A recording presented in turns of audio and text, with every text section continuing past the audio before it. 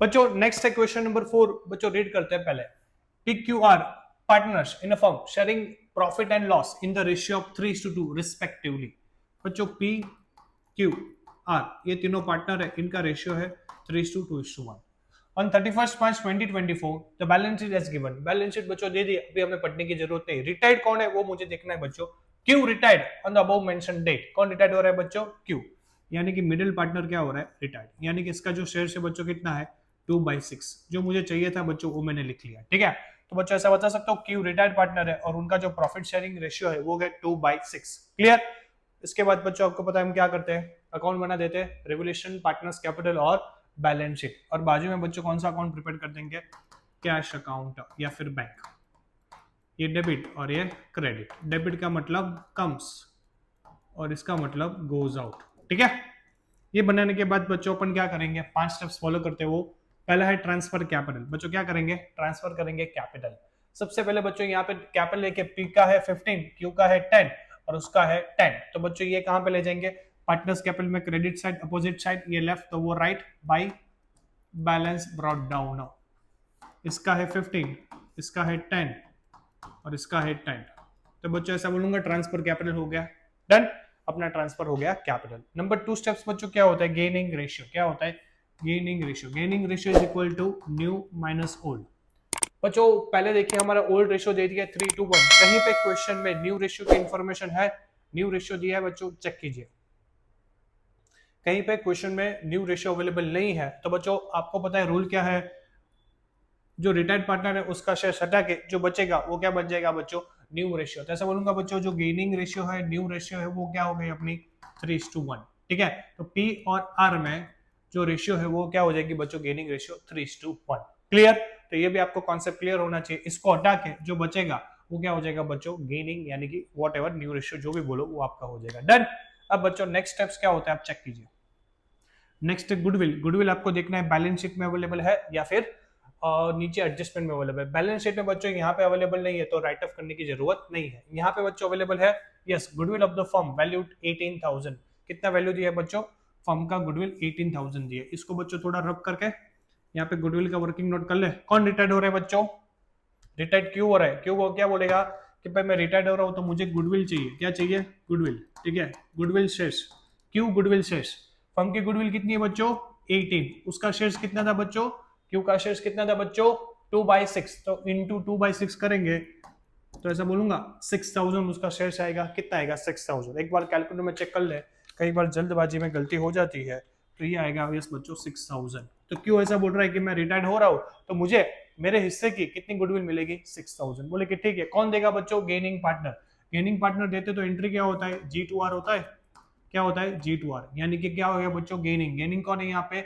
PR2Q, ठीक है। कितना मिलेगा इसको? 6,000। कौन से रेशियो में? गेनिंग। गेनिंग रेशियो क्या है? 3:1। 6,000 को 3:1 में डिवाइड करूंगा तो बच्चों ऐसा बोलूंगा 4,500 और 1,500 आ जाएगा। क्लियर। इसका बच्चों लेजर पोस्टिंग करना है। P&R डेबिट है, वो क्रेडिट है, तो P&R की डेबिट साइड यहाँ पे लिख देंगे 4,500, यहाँ पे लिख देंगे 1,500, ठीक है। किसको मिलेगा? क्यू को। 4,500 वो दे रहा है, 1,500 ये दे रहा है। क्लियर। अब नाम लिख रहे हैं, यहाँ पे किसका नाम आएगा? To Q capital, opposite name, ठीक है। यहाँ पे 4,500 कौन दे रहा है? पी, तो बाई पी कैपिटल और ये आएगा बाई आर कैपिटल। तो बच्चों अपना नेक्स्ट स्टेप था गुडविल, वो क्या हो गया? कंप्लीट, ठीक है। इजी है, बस आपको स्टेप्स 1 बाय 1 क्या करने बच्चों? फॉलो।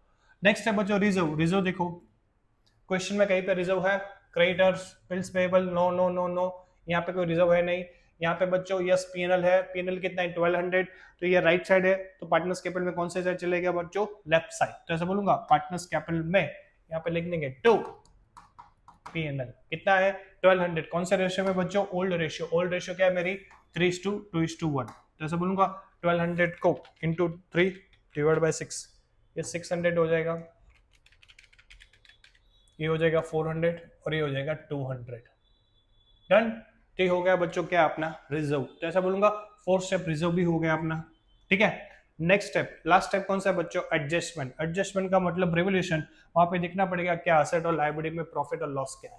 पहला बच्चों building is appreciated by 7,000, building appreciate हुआ, कितना हुआ 7,000, बिल्डिंग की वैल्यू बढ़ी तो अपने लिए फायदा हुआ, तो रिवोल्यूशन के कौन से साइड आता है, क्रेडिट साइड, तो यहाँ पे लिख दूंगा बाय बिल्डिंग अकाउंट कितने का हुआ 7,000, ठीक है। और दूसरा बिल्डिंग असेट्स है, तो असेट्स में बिल्डिंग में क्या हो जाएगा बच्चों, वैल्यू बढ़ जाएगी, 23 थी, अब उस पे 7,000 ऐड करेंगे तो बिल्डिंग कितना हो जाएगा बच्चों 30, तो ऐसा बोलूंगा असेट्स में जाएंगे, असेट्स में जाके लिखेंगे बिल्डिंग 23 था, उसमें कितना ऐड हुआ 7, तो अपनी बिल्डिंग की वैल्यू कितनी हो गई 30,000, क्लियर, डन। नेक्स्ट बच्चों चेक कीजिए, नेक्स्ट है a provision for doubtful debts is to be maintain 5% on debtor, ठीक है। बिल्डिंग खत्म, डेटर कितना है 8,000, उसमें 5% क्या है डाउटफुल, 8,000 का 5% कितना होता है बच्चों 400 मुझे अभी लग रहा है नुकसान है फ्यूचर का, तो कहां पे आएगा नुकसान का मतलब रेवोल्यूशन की डेबिट साइड, और एसेट्स में 8,000 था उसमें से 400 डाउटफुल है, तो अब कितने लेने मेरे को 7,600, तो ऐसा बोल सकता हूं बच्चों 2 प्रोविजन फॉर डाउटफुल डेट्स 400, ठीक है। और नेक्स्ट कहां पे आएगा बच्चों बैलेंस शीट में, बैलेंस शीट में लिख देंगे डेटर्स कितने थे 8,000, उसमें प्रोविजन फॉर डाउटफुल डेट कितना है 400, तो नेट डेटर कितने बन गए 7,600, क्लियर। तो ये हो गया बच्चों क्या मेरा नेक्स्ट डेटर्स। नेक्स्ट है बच्चों गुडविल हो गया, ओके हो गया, ठीक है। और ये तो भाई लास्ट में करना है क्योंकि ये पेमेंट है, तो ऐसा बोलूंगा बच्चों कि मेरा फिफ्थ स्टेप एडजस्टमेंट का भी हो गया कंप्लीट, ठीक है। रेवोल्यूशन अकाउंट की सारी चीज मैंने क्या कर दी बच्चों ट्रांसफर कर दी, डन। अब बच्चों क्या करना पड़ता है आपको पता है, रेवोल्यूशन अकाउंट का प्रॉफिट एंड लॉस फाइंड करना है, प्रॉफिट एंड लॉस फाइंड करके बच्चों क्या करेंगे पार्टनर्स कैपिटल में ट्रांसफर करेंगे। यहाँ पे बच्चों देखो कौन से साइड ग्रेटर है, इनकम साइड ग्रेटर यानी कि फायदे वाली साइड ग्रेटर है, तो यहाँ पे क्या होगा प्रॉफिट, कितने का प्रॉफिट हुआ 6,600 का प्रॉफिट हुआ, ठीक है। ये डिस्ट्रीब्यूट होगा किस में पी क्यू आर कौन से रेशियो में 3:2:1, तो बच्चों 6,600 इंटू 3 डिवाइड बाई 1 यानी कि हो जाएगा 3,300, ये हो जाएगा 2,200 और ये हो जाएगा 1,100, ठीक है। ये कौन सी आया डेबिट, तो यहाँ पे कहाँ पे चला जाएगा बाय रिवोल्यूशन गेन, कितना है रिवोल्यूशन गेन 3,300 2,200 एंड 1,100, क्लियर। कौन रिटायर्ड हो रहा है बच्चों क्यू, तो सबसे पहले क्यू का अकाउंट टैली करना है, क्यू को देखना है कि क्यू को क्या हो रहा है क्या नहीं, कितना अभी पेमेंट दे रहे हैं बाकी का कब दे रहे हैं, तो सबसे पहले बच्चों क्यू का अकाउंट टैली करे तो 10,000 4,500 1,500 2,200, तो ऐसा बोलूंगा ये आ गया 18,200, ये आ गया 18,200,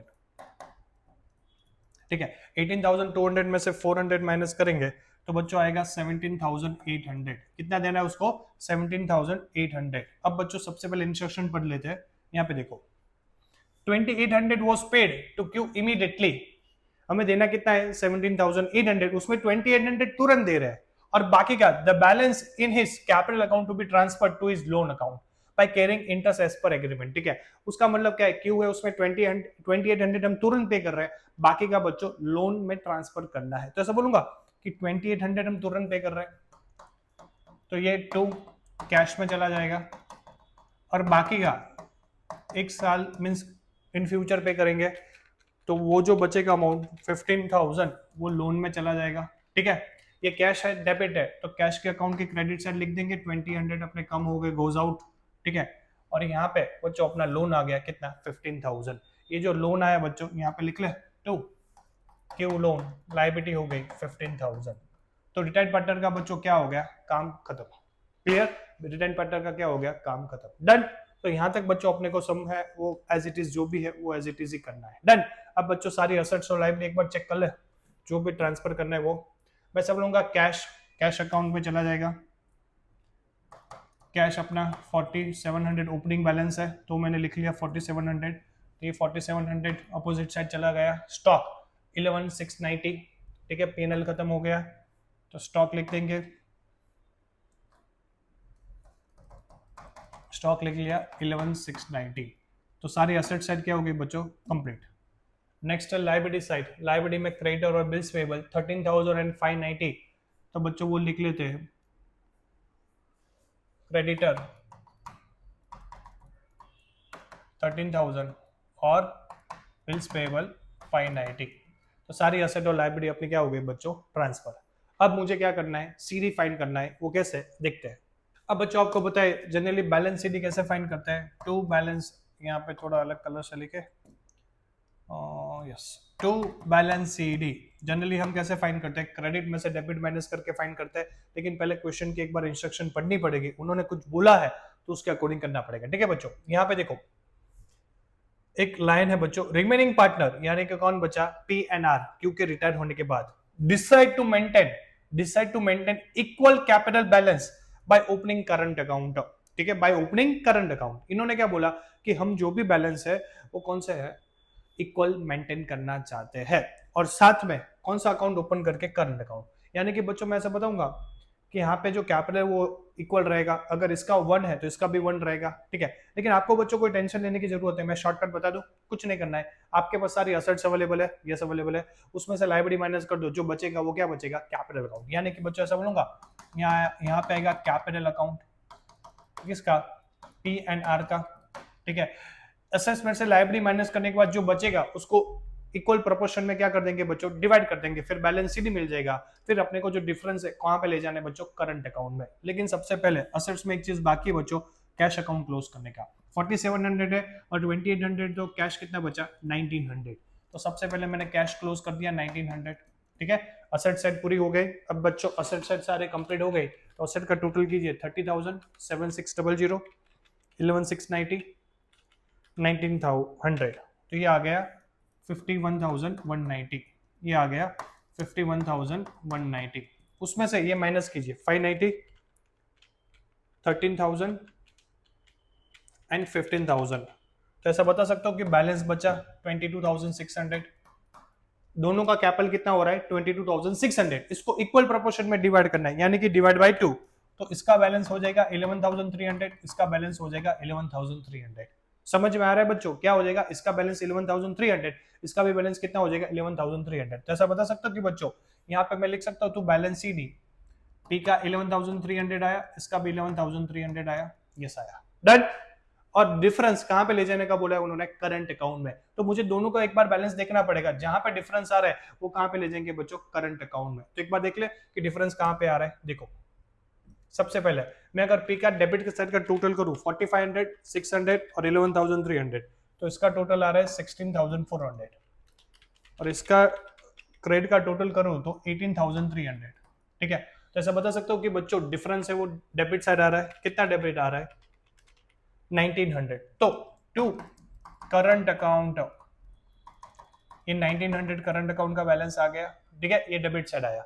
अब इसी तरह बच्चों आर का बैलेंस है वो निकलना है, यहाँ पे बता सकता हूँ इसका बैलेंस 11,100 आया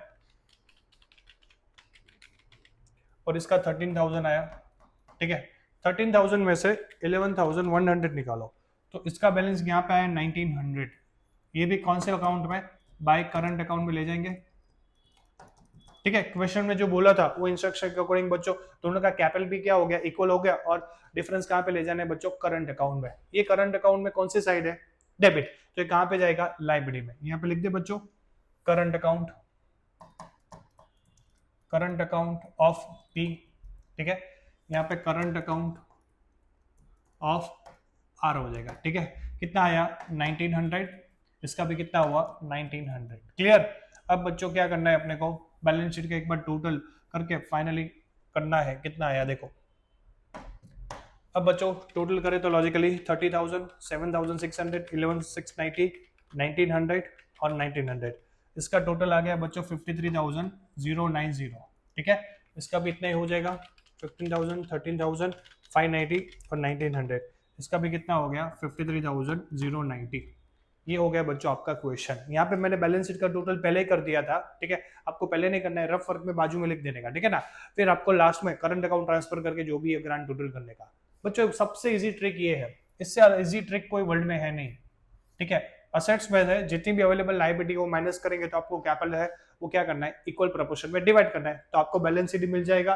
ठीक है, और डिफरेंस है वो कौन से अकाउंट में बोला है, करंट अकाउंट में, करंट अकाउंट में ले जाएंगे। अगर डेबिट साइड है तो लाइबिलिटी में आएगा, और क्रेडिट साइड करंट अकाउंट है तो कहाँ पे आएगा बच्चों, असेट्स में। ठीक है, ये शॉर्टकट है बच्चों, ऐसे टाइप के क्वेश्चन का आपको क्या करना है, प्रैक्टिस। ये बच्चों लास्ट वीडियो था रिटायरमेंट का, वीडियो अच्छा लगा तो बच्चों आप फॉरवर्ड कीजिए, शेयर कीजिए, कमेंट कीजिए, और बोर्ड के एग्जाम में इससे भी अच्छा बढ़िया बच्चों हम आपके लिए प्रैक्टिस लेके आने वाले हैं।